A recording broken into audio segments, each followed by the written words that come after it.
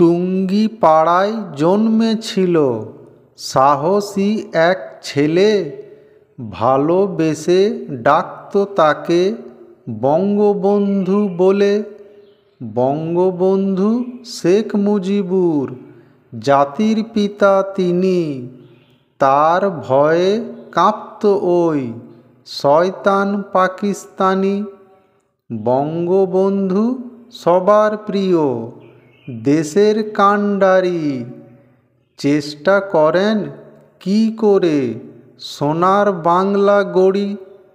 তার ভাষণে জাগে বাঙালি সেই 1970 সালে। ভাবলেও অবাক লাগে সে কিনা টুঙ্গিপাড়ার ছেলে।